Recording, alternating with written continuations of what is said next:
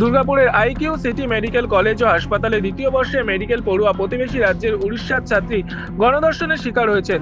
পশ্চিমবঙ্গ প্রদেশ কংগ্রেস কমিটির সভাপতি শুভঙ্কর সরকারের নির্দেশে পশ্চিমবঙ্গ প্রদেশ কংগ্রেস কমিটির সহসভাপতি তরুণ রায়ের নেতৃত্বে এক প্রতিনিধি দল নির্যাতিত ছাত্রীর বাবা মায়ের সাথে দেখা করেন আজ।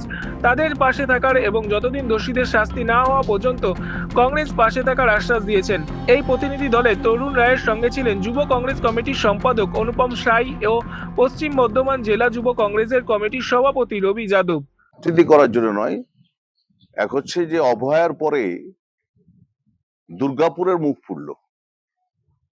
এই রাজ্য সরকার যদি সচেতন হতো, তাই উড়িষ্যার প্রদেশ কংগ্রেসের সভাপতি, আমাদের সভাপতি শুভঙ্কর সরকারকে জানায়। শুভঙ্কর সরকারের নির্দেশে আমি এখানে হসপিটালে খবর নিতে এসেছি। এখন তো হসপিটাল খুব কড়া কড়া তালা লাগানো আছে, তালা সব জায়গায়, প্রবেশদ্বার বন্ধ। ঠিক আছে, কি ঢাকতে চাইছে জানি না। 365 দিনের বছর, ঠিক আছে, এত বড় ঘটনা হয়েছে। আজকের খবর হচ্ছে 3 জন অ্যারেস্ট হয়েছে, পুলিশ তৎপর। এক হচ্ছে এই সরকারটা পুলিশকে দিয়ে সবকিছু করাচ্ছে।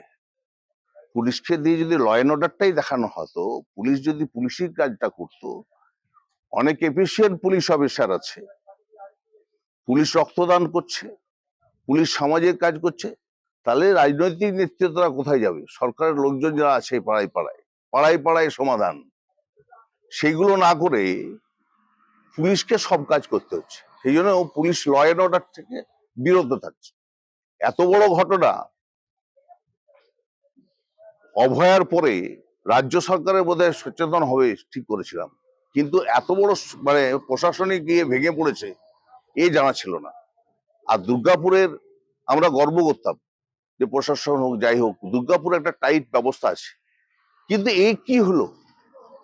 কোথায় মুখ দেখাবো?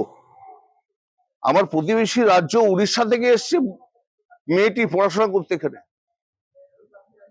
পুলিশকে আরো তৎপর হতে হবে এবং মুখ পুরল মানে দুর্গাপুরের মানুষ হিসেবে উড়িষ্যার মানুষের কাছে কি বলবো, বাংলার মানুষ হিসেবে এই রবীন্দ্রনাথের বাংলা, এই নজরুলের বাংলা, কি ঘটনা ঘটালো আজকে এখানে? সিকিউরিটি বলছে যে সরি স্যার, সবাই সঙ্গে দেখা করানো যেতে পারে না।